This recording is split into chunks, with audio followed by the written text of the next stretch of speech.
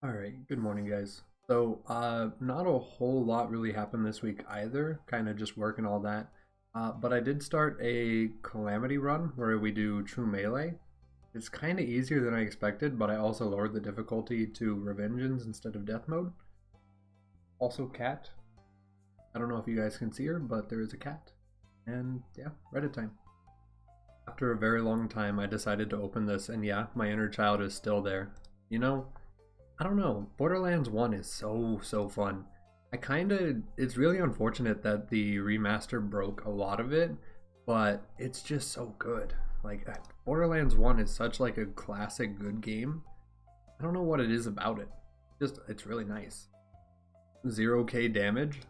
Okay, I have to imagine that this is probably a bug with the new enemies from Lilith DLC because like where else in the game do you see this? Besides here probably. I'm not honestly too sure exactly why it does it either. If it were damage cap it would display that. If it were anything less it would display those numbers. There's no real good reason for the 0k to exist here. Maybe somebody else knows exactly what it is, but yeah, I'm not sure why it would do that. Hellfire Evolution. Personally, I love the Borderlands 1 version. Borderlands 2 version is kind of underwhelming to me, and I haven't gotten the Borderlands 3 one despite already completing the playthrough once. Okay, that seems like a weird way to phrase it, but yeah, I really do love the Borderlands 1 version of the Hellfire first. I feel like SMGs in that game just felt so much better.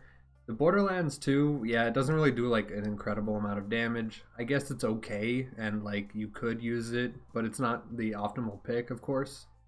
And then Borderlands 3, I don't know. I've never found it. I can imagine that it's probably good. It's kind of weird they switched it to Doll instead of Maliwan like the rest of the games. But I maybe they were just missing a doll from the loot pool and they needed another. But yeah, I don't know. I haven't had the Borderlands 3 one either. Currently doing a drinking game on a new game as Axton. So far I finished 2 beers and had 3 shots and I've just completed This Town Ain't Big Enough. Okay, I've seen this post. This guy craves death. He drinks every time he gets a second wind, a level up, finishes a quest or a challenge, picks up a blue or a purple. Anytime that Jack mocks you, any Moxie makes an innuendo, something.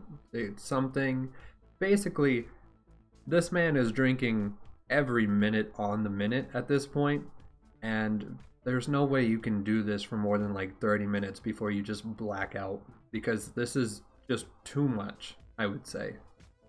Is there any way to get rid of this ugly pop-up for the new Tails, or has someone created a mod for this yet? I don't know if there's a mod specifically for getting rid of the advertisement, but I do know that BL2 Fix does get rid of it. I really don't understand why they put a giant ad on their old game. I mean, it's not a free-to-play title. We paid good money to play this game. A lot of people over like $100 if they got it whenever it was new with the DLC. So it just feels really wrong to do this to an old title like this. But I guess Gearbox kind of has just started to dwindle and not really be the best developers for us. So it's not really that big of a surprise. But yeah, BL2 Fix fixes it. It gets rid of it. Some other Python mods probably also remove it specifically. I know that if you're doing like One Life or something though, you probably aren't allowed to have mods, so those might make it iffy, but if it's just for yourself, BL2 Fix, maybe a Python SDK mod. Killing Vora the Mega Invincible the way the devs intended, using 3 glitches at once. Okay, this is beyond excess. You do not need to do this at all. I understand why they're doing it, I guess, but you really don't need to. This is insanely overkill. I've already kind of done a video about this where I've used a bug to kill her.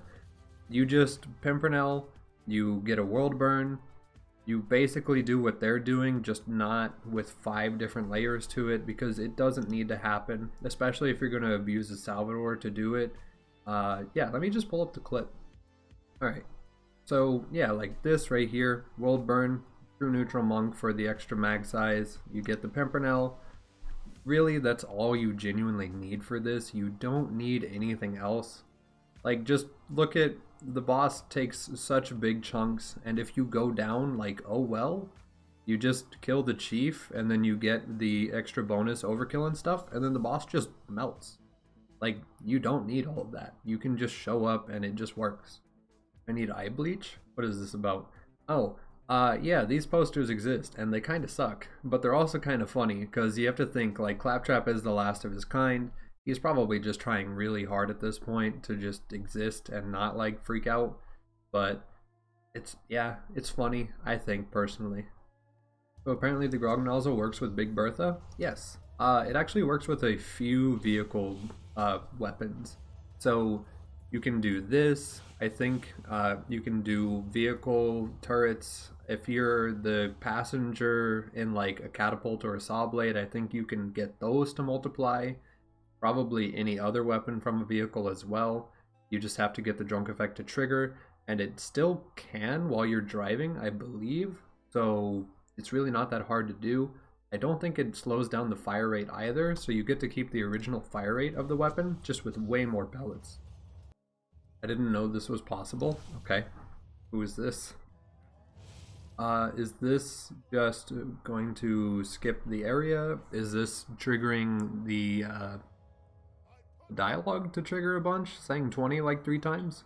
Is probably what it is, right?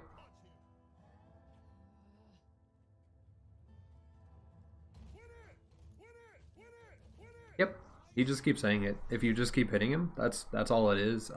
There's not much extra to add here, but yeah, that works with a couple of dialogues where you just press it a lot, and it just does it.